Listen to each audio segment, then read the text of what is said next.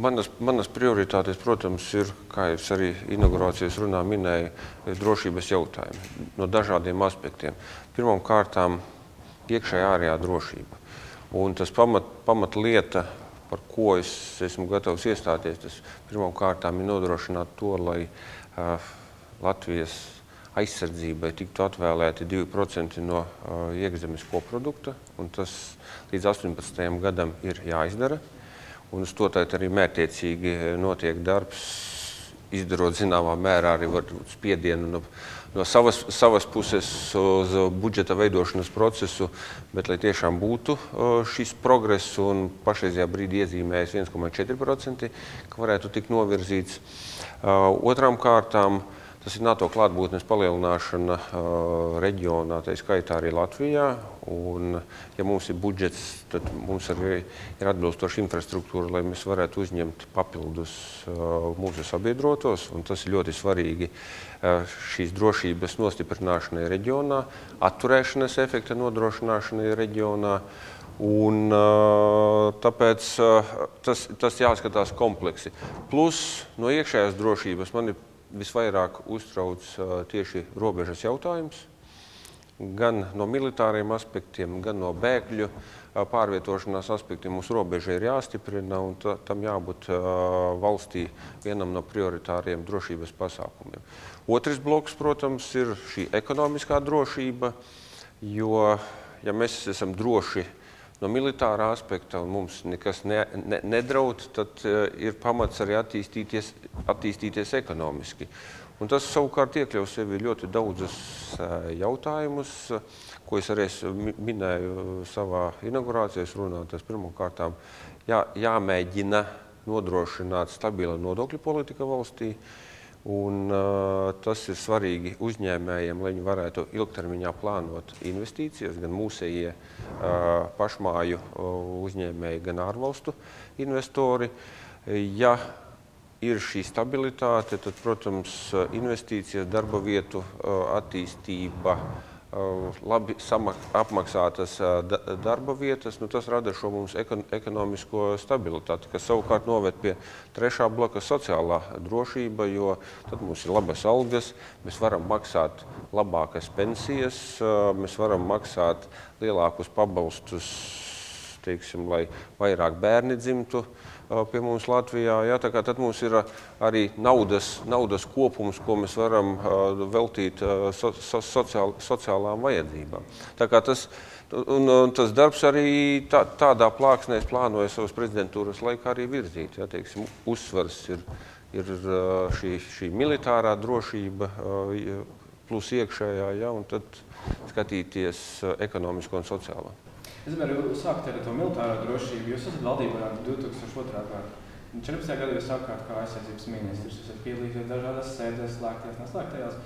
Kāpēc mēs tagad par drošību runājam? Mēs zinām, kāds mums ir kaimiņš blakus. Mēs zinām, kā situācija ir attīstījusies. Kāpēc pēdējā brīdī mēs kaut kā darām?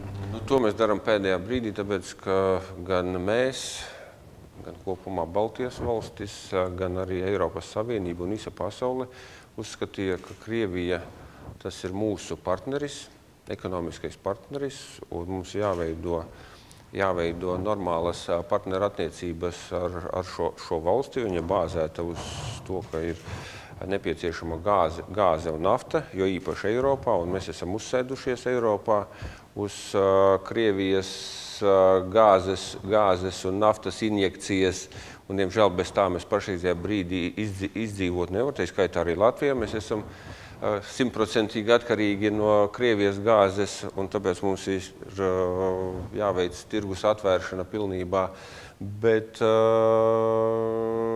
tajā brīdī tā bija kopējā politika, un neviens neticēja tam, ka mūsdienu pasaulē 21. gadsimtā var uzsākt karus it kā normāli attīstītās Eiropas valstīs. Un attiecīgi attieksme gan no Latvijas, Lietuvas un lielākās daļas rietum Eiropas valstu bija, ka šādos miera apstākļos var arī tam budžetu aizsardzībai nenovirzīt tik daudz, jo ir citas problēmas, stagnē ekonomika, vai ekonomikā vairāk ieguldīt, vai algas audzēt un viss pārējais. Un tā kopējā politika arī veidojās. Pagājušā gada notikumi atvēra acis. Labi, ka tas notika, jo 2008. gada notikumu Gruzijā to neizdarīja, un visi paļaujas, ka tas ir tāds vienreizēja akcija, kas varbūt ir balstīta uz ļoti īpatnējām Gruzijas un Krievijas attiecībām, ka tas ir tāds pārējošs. 5 valstis domāja savādāk, tā skaitā Latvija. Neviens neieklausījās, jo domāja, ka tās ir mūsu fobijas no Krievijas un ka mēs baidamies un tā tālāk. Bet tagad ir daudz savādāka situācija, un arī ne tikai Latvija un Lietuva, bet arī citas Eiropas valstis, ieskaitot Vāciju, runā par aizsardzības budžeta palielināšanu, lai nodrošinātu tiešām šo atbilstību 2%. Jūs arī nesen norādījāt, ka mums būtu nepieciešams Baltijas valstīm vairāk sadarboties tostarp militārajā jomā. Vai jūs redzat, ka savā amata laikā šī sadraudzība, šī sadarbība varētu tiešām veicināties plašāk? Es jau to iesāku darīt, esot kā aizsardzības ministrs, un tagad jau kā valsts prezidents redzu iespējas tiešām stiprināt mūsu sadarbību gan militārā, gan ekonomiskā jomā. Bet runājot par militāro sadarbību, neapšaubām, ka mums ir nepieciešama ļoti cieša sadarbība, un tas ir gan informatīvā apmaiņa starp abu valstu armijām, tas ir iespējamie kopīgie iepirkumi, iegādājoties bruņojumu, lai samazinātu iegādes izmaksas. Kopā sajūgtas informatīvās sistēmas, lai mēs online režīmā varam vērot to, kas notiek pie robežas Lietuvā, Igaunijā un tādējādi prognozēt iespējamo notikumu attīstību reģionā, jo pamatā jebkurai iespēja sevi aizstāvēt pirmām kārtām ir jābūt labai agrai brīdināšanas sistēmai, un agrā brīdināšanas sistēma ir iespējama tad, kad tu sadarbojies pēc iespējas plašākā reģionā atbilstīgiem dienestiem, lai tev būtu plašs informācijas klāsts, un tad jau tas būs atkarīgs jau no tavas paša gatavības aizstāvēt savu valsti. Arī kaut kāds cits valsts, kas izrādījuši, piemēram, intereses ieguldīt mūsu aizsardzībā, piemēram, ASV, kaut kāda robežu stiprināšanā, kaut kāda projekta? Attiecībā uz ASV ir mūsu galvenais strateģiskais sadarbības partneris NATO un ne tikai NATO kopumā divpusējo attiecību jomā. Un runājot par aizsardzību, ASV regulāri iegulda naudu drošības stiprināšanā ne tikai Baltijas valstīs, tā skaitā Latvijā, bet arī visā Eiropā, un tāpēc ir šī speciālā European Reassurance iniciatīva, kas ir vērsta tieši uz drošības stiprināšanu Eiropā, un šīs iniciatīvas ietvaros notiek investīcijas Baltijas valstu militārajā infrastruktūrā. Piemēram, mēs investējam Lielvārdes militārajā lidlaukā, pilnveidojot infrastruktūru. Mēs investējam Ādažu poligonā un militārajā bāzē, attīstot infrastruktūru. Tie ir galvenie ieguldījumi, un līdzīgi ieguldījumi arī Igaunijā, Lietuvā un Polijā. Tā kā tās investīcijas notiek. Pašlaik mēs Latvijā veidojam tādu kopīgu piedāvājumu ar iekšlietu ministriju, lai piedāvātu, kādā veidā mēs varam stiprināt mūsu valsts robežu, izmantojot tehnoloģijas, izmantojot varbūt kādas investīcijas no ASV puses. Bet tas, kā ar jebkurām investīcijām, ir pirmkārtām jābūt labām attiecībām ar partneriem.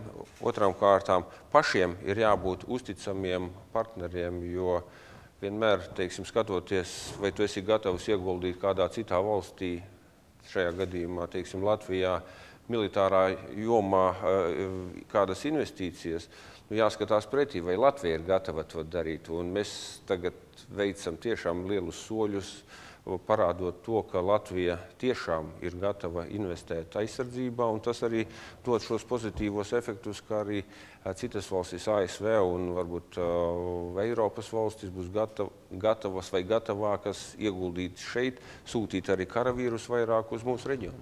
Es arī pēdējo to pēdējo jautājumu. Arī Baltijas valsts bieži vien nevar vienoties. Piemēram, Lietuva ir nesen, pirms gadu vairāk, paziņojusi, ka viņi ir gatavi sūtīt ieročus uz Ukrainu. Kāds ir jūsu viedoklis Latvijā? Vajadzētu iesaisties šādās programmās, vai arī kā jūs redzat par konfliktu atrisinājumu? Arī jūsu gadījums vizītes ietvaros? Nu, lai atrisinātu konfliktu Ukrainā, it kā ir nosprauksta programma, kas saucās Minskas miera līgums, un tur pat veseli 2 tādi līgumi ir, un tur jau ir paredzēti tie soļi, kurus Eiropa un arī kopumā NATO varētu uzskatīt par krīzes situācijas noregulēšanas soļiem. Tā kā tie vienkārši jāizpilda. Bet ar to izpildi reālajā dzīvē tik vienkārši nenotiek. Tas nenotiek no abām pusēm. Šeit nav tā, ka tikai Krievijas puse vai separātisti kaut ko nedarīt. Arī Ukraina līdz galam nav veikusi savas apņemšanās, ko šis līgums paredz. Līdz ar to, skatoties tādā ilgtermiņā, ņemot vērā, ka tā līguma ieviešanas termiņš ir šī gada beigas, izskatās, ka līdz šī gada beigām Minskas līguma nosacījumi netiks izpildīti, visdrīzākais. Līdz ar to tā būs arī izšķiršanās atkal Eiropas Savienībai, ko darīt janvārī, jo pašreizējās ekonomiskās sankcijas pret Krieviju ir pagarinātas līdz nākamā gada janvāra beigām, un janvārī, ja Minskas līguma punkti nebūs izpildīti, tad Eiropai būs jālemj. Un līdz ar to arī, protams, ASV, Kanāda un citas valstis, kas ir iesaistījušās ekonomisko sankciju noteikšanā pret Krieviju, būs jālemj tālāk, ko darīt. Vai turpināt sankcijas, vai pastiprināt sankcijas, vai veikt kaut kādas citas darbības. Tā kā, tas mums ir jāsagaida, kāds būs rezultāts. Tas ir diplomātisks process no Eiropas valstu puses, bet tai pašā laikā tas ir praktisks ieviešanas process no Ukrainas un Krievijas puses.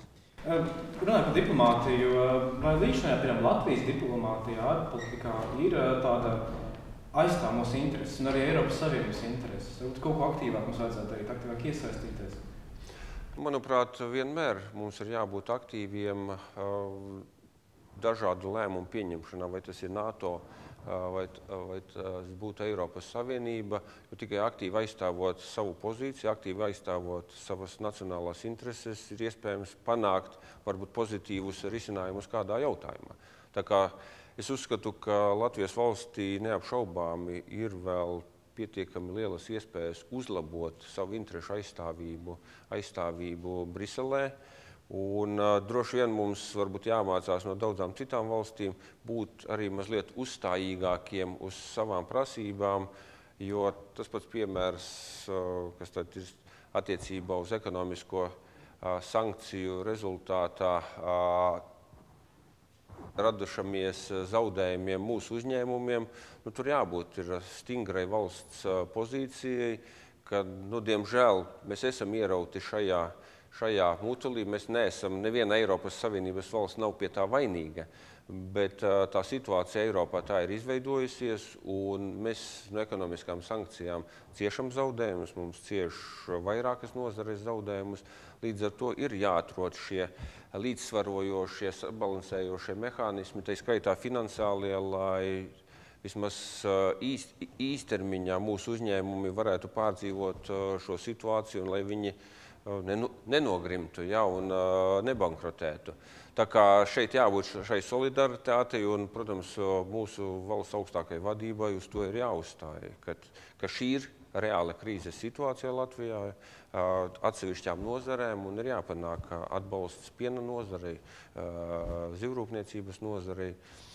Tā kā es uzskatu viennozīmīgi, mums vajag būt aktīvākiem un prasīt konkrētās situācijas. Tai pašā laikā, protams, mums citās situācijās arī jābūt solidāriem ar citām valstīm, jo nevienmēr mēs esam prasošie, jo citreiz prasa kādas citas valstis. Un mums jābūt arī ar izpratni attiecībā uz citām valstīm, jo mēs tomēr esam 28 Eiropas Savienības valstis, un katrai valstī dažādos brīžos rodās varbūt savas vajadzības, ko ko viņi mēģina inicēt Eiropas Savienībā, nu, mums arī jābūt saprotošiem, jo mēs nedrīkstam būt arī tikai un vienīgi prasoši. Mums arī adekvāti ir jādod pretī kaut kādi, lai mūs saprastu. Es arī pajautāt, kā veidot Eiropas Savienības attiecības Latviju, jo Eiropas Savienība tāda mazliet liberālāka, mēs esam mazliet konservatīvāki. Respektīvi, ko mēs varētu darīt, lai šo barjeru būtu nojaukt un ko jūs esat gatavi darīt? Manuprāt, jau šeit nekādas īpašās barjeras nav. Un šeit varbūt ir drīzāk šīs vecās, jaunās Eiropas Savienības valstis, kurām ir bijusi dažāda vēsture un dažādas iespējas attīstīties. Un tās pamat problēmas, ja arī Eiropas Savienībā starp valstīm veidojās, tad tās ir tieši par dažādiem attīstības līmeņiem. Mēs esam mazāk šīs 10 jaunās valstis pamatā. Mēs esam mazāk attīstīti, mums ir mazākas algas daudzām valstīm kā Latvijai. Mēs pat nesasniedzam vidējos kādus līmeņus atalgojumiem, tur pensijām, pabalstiem vai kādiem citiem jautājumiem. Nu, tā situācija un tā varbūt veido brīžiem šīs domstarpības, bet runājot kopumā par Eiropas vērtībām, tur jau mums pretrunu nav, jo mēs tomēr esam kļūstot neatkarīgi, mēs esam pārgājuši un arī mūsu attīstība bāzējas uz Eiropas vērtībām. Mums varbūt ir atsevišķos vērtību jautājumos savādāka izpratne, jo mēs arī esam, mūsu sabiedrība veidojusies ir pietiekami ilgstoši un mēs varbūt esam daudz konservatīvāki attiecībā uz stipru ģimeņu veidošanu, jo tas mums ir gadsimtiem bijis raksturīgi viensētas ar spēcīgām ģimenēm, un tas arī mūsu mentalitātē un domāšanā ir iesakņojies, un jebkuras, teiksim, novirzes no šīs it kā vispār mums it kā pieņemtās normas liekas mazliet savādākas, un tam ir nepieciešams laiks, lai mēs arī, teiksim, tā kļūtu gudrāki, kad mums arī, teiksim, caur šo skaidrošanu mēs... Jūs esat gatavs iesaistīties šajā skaidrošanā? Manuprāt, jebkuram politiķim ir jāiesaistās dažādu jautājumu skaidrošanā, vai tas būtu par partnerattiecībām, vai tas būtu par bēgļu jautājumiem, vai par Grieķijas krīzes jautājumiem. Jo patiesībā, jo mazāk sabiedrība ir informēta par kādu jautājumu, jo vairāk sabiedrībā ir bažu, jo vairāk ir dažādu spekulāciju, un rezultātā veidojās negatīvi viedokļi par vienu vai otru jautājumu. Tāpēc, manuprāt, šīs izskaidrošanas darbam ir jābūt. Un te arī kopumā parādās varbūt tā valdības problēma, arī tai skaitā, teiksim, man strādājot valdībā, es varbūt sniedzu kā ministrs informāciju par tiem pieņemtajiem lēmumiem, kas bija manā jomā, bet tai pašā laikā, ja mēs runājam kopumā par valdības darbu, ka pietrūkst arī izskaidrojušā darba no valdības puses par tiem pieņemtajiem lēmumiem, bieži vien, kas rada sabiedrībā neviennozīmīgu attieksmi pret to lēmumu, jo pietrūkst informācijas, kāpēc valdība tā ir rīkojusi. Tā kā šeit šim informatīvajam blokam, vai mēs runājam par iekšpolitiski par Latviju vai kopumā par Eiropu, nu, šī skaidrošanas darbam ir jābūt. Es gribēju pajautāt, mēs atgriezīsimies pie tiem valdības un parlamenta skaidrojošiem. Jūs pats esat konservatīvs, liberāls, sociālists? Es jau tā kā pārstāvēju agrāk Zaļo partiju, kurā tad es esmu apturējis savu darbību. Zaļā partija vairāk bija tāda centriski orientēta partija, līdz ar to mani uzskati var būt šādi. Bet esot valsts prezidenta amatā, protams, es nepiedaru ne pie vienas partijas, un patiesībā es nevaru arī proponēt vienus vai otrus uzskatus, jo patiesībā prezidents strādā valsts attīstībai, strādā savas valsts iedzīvotāju labklājībai, un viss tas, ko es savā darbā daru, ir jābūt veltītam tam. Līdz ar to tas atkarīgs ir no situācijām, no tiem lēmumiem, kas varētu nākt manā darba kārtībā vai kopumā valsts darba kārtībā, un viņi var būt brīžiem varbūt liberālāki, viņi var būt kreisāki, sociāli demokrātiskāki, jo tas atkarīgs no dažādām jomām, bet jebkurā gadījumā viņiem jābūt vērstiem uz valsts attīstību. Ir vairāk socioloģiski pētījumi, un tie rāda, ka Latvijas iedzīvotāji, Latvijas sabiedrība nav apmierināta savu dzīves līmeni. Tad, respektīvi, kāds jūs vērtējums, kādēļ Latvijas sabiedrība rāda šādu situāciju? Ko mēs varētu darīt, lai to mainītu? Nu, protams, kas varētu būt tie cēloņi neapmierinātībai? Līdzīgi kā Eiropas Savienībā ir šī atšķirība starp jaunajām vecajām valstīm, mums arī ir. Mēs vienmēr mīlam atcerēties Ulmaņa laikus un sakam, Ulmaņa laikos mēs gan dzīvojām ļoti labi, mēs bijām viena no spēcīgākām Eiropas valstīm, bijām attīstīti, bagāti, bet pēc tam, diemžēl, mums nāca šis padomju režīms, kas neļāva mums turpināt attīstīties, un reāli ekonomikā mēs iepalikām par 50 gadiem, jo visa Eiropa attīstījās, mēs neattīstījāmies, un, manuprāt, šīs neapmierinātības pamatā ir šīs sekas padomju laika režīmam. Tā laika nespēja mums normāli attīstīties, kā normālai Eiropas valstī. Rezultātā mums ir izveidojusies šī atšķirība attīstības līmeņos, un mēs krietni atpaliekam no Eiropas vidējā līmeņa. Tas pirmām kārtām rada neapmierinātību ar dzīves līmeni, bet tai pašā laikā, manuprāt, pie dzīves līmeņa vēl ir arī būtiska lieta, ka mēs parasti neesam apmierināti arī ar valdību, Saeimu, politiķiem. Jo tomēr arī tas, vai mēs dzīvojam pozitīvās emocijās vai negatīvās emocijās, veido mūsu neapmierinātības līmeni attiecībā uz dzīves līmeni. Un šeit jāsaka tā, mēs jau te intervijā pieminējām, ka pietrūkst šīs informētības, pietrūkst konsekvences kādos lēmumos. Mums, diemžēl, valstī joprojām var būt izvairīties no likuma neievērošanas, un par to var nesaņemt nekādu sodu.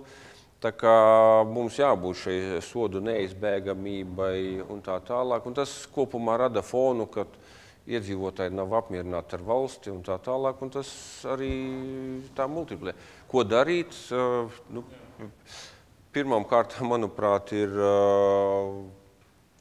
kā jau es teicu, ir arī valdība jāskaidro tas, kāpēc mēs pieņemam vienu vai otru lēmumu. Otrām kārtām tas vēlreiz apliecina to, kas arī manā prioritātēs ir, ka ir ļoti būtiska ekonomiskā drošība, un tātad mums jārada valstī tāda kopumā vide, kur uzņēmēji var attīstīties, kur mums ir darba vietas labi apmaksātas, kur mēs varam veidot ģimenes, mums var dzimt bērni, mums patiesībā nav par to jāsatraucās. Tajā brīdī arī jau tas dzīves līmenis ļoti būtiski celsies. Bet tai pašā laikā nevajag jau idealizēt, jo arī bagātās valstīs veicot aptaujas, iedzīvotāji nav apmierināti ar dzīves līmeni, jo gribās vienmēr dzīvot vēl labāk. Ja? Bet man nāk prātā Lidijas Lasmanes Doroņinas vārdi, kad viņa bija vizītē pie manis, ka viņai ir iespēja salīdzināt to, kādi bijuši tie dzīves līmeņi Latvijas laikā, kad viņa bija maza meitenīte kara laikā, padomju gados, un tagad, ka patiesībā mēs neprotam novērtēt to, ka arī pašlaik mēs nedzīvojam slikti. Mums gribās dzīvot labāk, bet mēs nedzīvojam slikti, jo patiesībā mums jāpaskatās apkārt, paņemam bijušā mūsu bloka valstis. Baltijas valstis tomēr ir uz visaugstākā attīstības pakāpes, jo ne Gruzija, ne Uzbekija, ne Tadžikija, viņas nevar lepoties, ka viņam dzīves līmenis būtu augstāks. Kaut gan varbūt izējas pozīcijas bija vairāk vai mazāk vienādas. Aizbraucot uz Āfriku, vispār nav tāda dzīves līmeņa tā kā Latvijā. Tā kā šeit jau ir jautājums, ar ko mēs salīdzinām. Tā kā kopumā ņemot, jau mēs nedzīvojam slikti, mēs dzīvojam labi, bet mums jādara daudz kas, lai mēs dzīvotu vēl labāk. Ko mēs varētu darīt, lai šos cilvēkus, kas aizbraukuši projām, ar 1/5 Latvijas iedzīvotāju, lai viņiem šo Latvijas tēlu vietu radīt, parādīt to, ka šeit ir labāk vai kļūst labāk? Nu, tu jau tā ļoti speciāli cilvēku nepiesaistīsi pie konkrētas vietas, jo mums arī iestājoties Eiropas Savienībā, viens no mūsu reālajām ieguvumiem bija tiesības uz brīvu pārvietošanos Eiropas Savienībā, tā skaitā Schengenas valstīs, jo mēs to valkām, jo bijām dzīvojuši PSRS režīmā, kad viss bija slēgts, un mēs tiešām gribējām šo pārvietošanos brīvi redzēt pasauli, baudīt citu valstu labumus. Bet,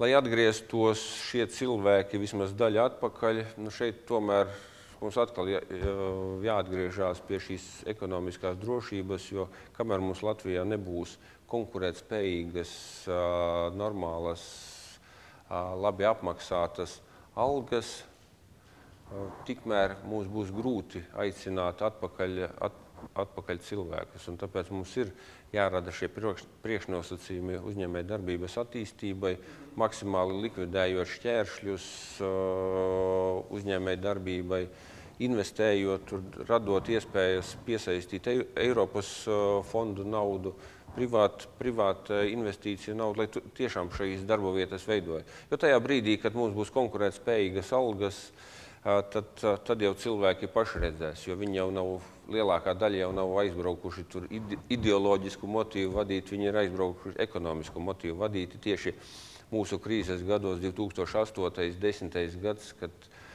te Latvijā notika masveidas budžeta griešanas, darbinieku skaita samazināšanas gan valsts sektorā, pašvaldību sektorā un privāta sektorā. Nu, tas ir tās sekas ekonomiskai krīzei, kad daļa cilvēku izbrauca. Mums tad jārada atpakaļ situācija, ka tie cilvēki vēlētos atbraukt atpakaļ. Bet vai visi atbrauks, nu, to, manuprāt, neviens nevar garantēt, bet pie tā jāstrādā. Vai jums ir tāda pārliecība, ka šie cilvēki, kas ļoti vēlas atgriezties Latvijā, arī tie, kas ieguvuši ārvalstīs izglītību un strādā, un ir ļoti gudri, vai viņi tomēr atgriezīsies? Es esmu pārliecināts, ka daļa no viņiem atgriezīsies. Jo atkal skatāmies vēsturi. Vēl, kad pat nebija Latvijas valsts izveidota, mums brauca Blaumanis, Veidemanis un visi brauca uz Tērbatas universitāti mācīties, bet viņi visi atgriezās Latvijā, ja, tāpēc, ka viņi bija piederīgi Latvijai, viņi mīlēja Latviju, ja, un es domāju, ka lielākā daļa jau šo cilvēku arī, viņi jau mīl Latviju un viņi atgriezīsies. Ja? Un tie, kas varbūt nav īsti sajutuši šo piederību Latvijai, viņi varbūt arī neatbrauks atpakaļ. Bet šī piederība ir ļoti svarīga un tāpēc ir, manuprāt, jāceļ mums kopumā šis pašlepnums, pašapziņa, šis patriotisms, jo galu galā katrs no mums tā ir Latvija. Mēs esam daudz runājuši par ekonomiku šajā sarunā, bet ekonomiski norādījuši, ka pašreizējo to nodokļu slogu nevar mēs padot, vai tur kaut kas jāgriež nost vai jāpieliek klāt. Kā jūs to redzat? Ko mums vajadzētu darīt šajā jomā? Nu, kopumā nodokļu sloks, ja atkal rēķina uz kaut kādu Eiropas vidējo, viņš nav nebūt ne augstākais, mums ir tieši tas zemākais gals. Bet, kur es pilnībā piekrītu uzņēmējiem, un tas arī mans uzstādījums sarunās ar premjeri, ir, ka mums jāskatās, kā samazināt valsts pārvaldes izdevumus. Un pirmkārtām šeit jāpārskata bāzes izdevumi, jo šajā gadā, diemžēl, kā jau katru gadu, šīs darbības veicot pēdējā brīdī, tad nav iespējams reāli atrast šos varbūt brīvos finanšu resursus vai liekās funkcijas, ko veic valsts pārvalde.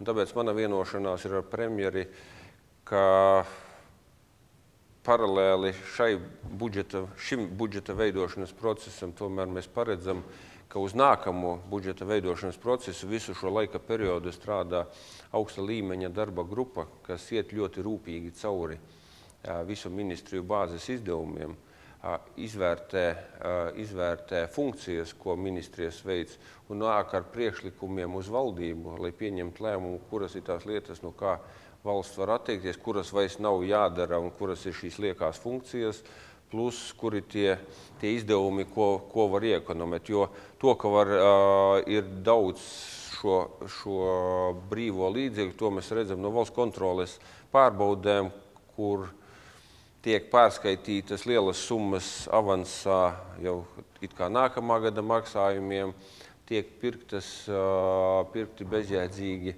pakalpojumi vai pat kaut kādas preces.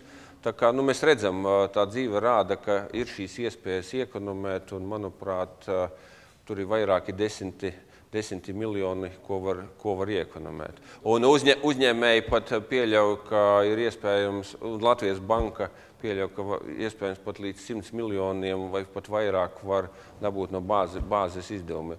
Vai tik daudz, tas, protams, ir jāvērtē, bet tur ir finanšu resursi. Es atceros, jums bija ļoti, ļoti labs citāts par sociālo nevienlīdzību un nabadzību, ka tā nozīmē nolemtību nākamajām paudzēm. Mēs arī tikko runājam par nodokļiem, tos vajadzētu celt vai mazināt. Tad, ko mēs varētu darīt, lai nākamās paudzes nebūtu sociāli nolēmtas? Šeit jau tad arī jābūt Saeimas vienam no primāriem uzdevumiem. Tas arī ir valdības deklarācijā ierakstīts sociālās nevienlīdzības mazināšana, kas ietver veselu virkni jautājumu. Tas ir tā skaitā nodokļu jautājumi, tas ir ekonomikas attīstības jautājumi, tas ir izglītības pilnveides jautājumi. Tā kā tas ir vesels komplekss, un manuprāt, tās aktivitātes, kas ir kaut vai ierakstītas pašreizējās valdības deklarācijā, viņas ir vienkārši jārealizē. Viņas ir jārealizē, un es arī uzstāšu to, ka tomēr punktu pa punktam valdības deklarācija, lai tiktu realizēta. Jo tas arī vērsts tieši uz šīs sociālās nevienlīdzības mazināšanu.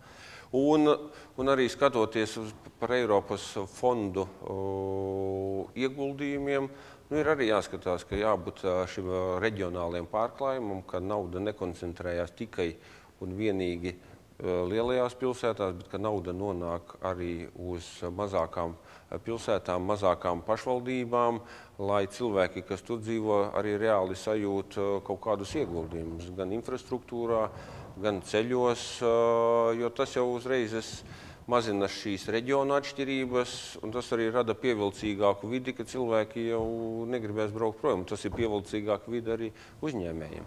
Es gribētu prasīt arī, jūs skaidrojat to, ka valdība un arī parlamentam jāskaidro savu lēmumu. Vai jūs apmierināts ar valdības un Saeimas darbu šajos gados, piemēram, vai var runāt arī par likumdevēju vai morālu pagrimumu, ņemot vērā visu tās lietas par alkoholu? Parlaments zināmā mērā ir sabiedrības spogulis, jo visi 100 deputāti, viņi nāk no mūsu vidus, mēs par viņiem balsojam, mēs viņus ievēlam. Tas nekas, ka viņi pārstāv kādu konkrētu partiju, bet mēs tomēr, mums ir plusu mīnusu sistēma sarakstos, tā kā mēs varam kādu deputātu izcelt, kādu deputātu sarakstā nolaist zemāk. Bet tas ir mūsu viedoklis. Tā kā līdz ar to no vienas puses nav ko brīnīties par Saeimu, jo šos cilvēkus mēs paši esam ievēlējuši, un viņi pārstāv mūs. Ja mums viņi nepatika, tad vajadzēja viņus strīpot ārā. Bet, protams, kļūstot par deputātu un jebkurai augstākai amatpersonai, vienmēr tomēr arī jāpatur prātā, ka tu vairs neesi gluži tāds cilvēks no ielas vai no laukiem, bet ka tu esi augstāka amatpersona, tev jābūt paraugam un piemēram, pozitīvajam piemēram it visā, un kaut kādas darbības arī jāpakontrolē. Tā kā tas arī no pašu deputātu ētikas aspektiem ir ļoti būtiski. Bet tagad teikt, ka Saeima ir slikta vai kā savādāk, tas jau ir ciešā sasaistē ar valdību, jo likumdošanas iniciatīvas no valdības puses nāk un Saeima viņas izvērtē, un šis darbs norit. Ko es vēlētos no Saeimas, lai viņi uzlabotu savu kvalitāti neapšaubāmi, lai likumi, teiksim, viena nosaukuma, teiksim, vienalga, teiksim, kaut vai PVN likums, lai mēs viņu negrozam katru dienu, administratīvo pārkāpumu kodeksu, lai mēs negrozam katru Saeimas sēdi, bet ka tomēr tas darbs notiek kaut kā mērķiecīgāk, lai arī mums, kā jau likuma izpildītājiem, katram, kā iedzīvotājiem, kā uzņēmējiem, lai mums tomēr ir skaidrība daudz lielāka, jo ja katru nedēļu mainīs likumu, nu, tad patiesībā mēs paši nebūsim īsti likuma paklausīgi, jo mēs nespējam izsekot tam biežajām likuma izmaiņām. Tā kā Saeimai jāstrādā pie tā, lai tie likumi tik bieži nemainās. Otrām kārtām Saeimai jāstrādā pie tā, lai tomēr pieņemot likumus tiktu izvērtēta ietekme uz tautsaimniecību, jo daudz likumi atstāja arī negatīvu ietekmi. Otrām kārtām būtu jāvērtē likuma ieviešanas efektivitāte. Jo viena lieta, tu izdomā kabinetā sēžot kādu procedūru, izgrūt cauri kabinetam, juridiski korekta, bet izgrūt cauri kabinetam, nonāk Saeima viņu apstiprina, bet reālajā dzīvē rada veselu virkni problēmu, kas padara normu vispār ieviest neiespējamu. Un mums patiesībā tas ir jāvērtē un šādas problēmas ir jānovērš. Un tas ir Saeimas darbs vērtēt arī likuma ieviešanas efektivitāti. Un tāpēc man ir tā doma, ka veidojot pārvaldes uzlabošanas šo ekspertu darba grupu vai komisiju, tas pašlaik, kad mēs diskutējam iekšēji, kā viņa varētu uzaugties, ka tas arī varētu pie šī jautājuma strādāt un varbūt piedāvāt kaut kādus mehānismus, kā labāk uzlabot likuma ieviešanas efektivitātes kontroli. Saprotu, jūs arī pašā sākumā teicāt, ka esat gatavs pieņemt nepopulārus lēmumus, tad respektīvi, kādās situācijās būs gatavs ir atlaist Saeimu? Saeimas atlaišana, tas jau ir zināmā mērā kā kodolieroču pielietošana kara laikā. Jo tas ir pats galējais instruments un patiesībā tas jau liecina par reālu konstitucionālo krīzi. Un tad ir jautājums, kas ir iemesls šai konstitucionālai krīzei, vai Saeimas nespēja izveidot koalīciju, apstiprināt valdību, varbūt brīži pieņemt kaut kādus tiešām valstī ļoti būtiskus jautājumus. Tā kā tās situācijas pašreizajā brīdī šādas nav, bet tai pašā laikā Saeimas atlaišana bieži vien korelējās arī tad ar valsts prezidenta darbu, jo tomēr valsts prezidentam ir iespēja ietekmēt Saeimas darbu un jūtot to, ka Saeima kaut kā vairs nedarbojās sabiedrības un tautas interesēs, nu tad jau viņam ir iespējas noteikt darba kārtību Saeimai un mēģināt uzlikt atpakaļ uz trases. Ja. Tā kā šeit ir jāskatās kompleksi. Pēdējais jautājums. Pēc darba šī amata vai plānojat iestāties atpakaļ partijā? Vai jūs redzat sevi citā sabiedriski nozīmīgā amatā? Es domāju, pirmkārtām pāragras jautājums, jo es tikai vēl nepilnus 2 mēnešus esmu amatā, tā kā līdz ar to tas tiešām vēl ir vismaz 4 gadu darbs, bet to, ko darīs pēc tam, ja vairs nebūs prezidents vai atgriezīsies politiskā darbībā vai sabiedriski politiskajās aktivitātēs, to tas laiks rādīs. Pašreizajā brīdī es koncentrējos uz valsts prezidenta darbu, lai maksimāli efektīvi veiktu savu darbu, un, protams, šis darbs ir vērsts valsts attīstībai un mūsu tautas labklājībai. Tas nostrādā 2 termiņus? No sākuma jānostrādā ir un jāpierāda sevi darbos pirmajā termiņā. Lielas paldies! Lūdzu.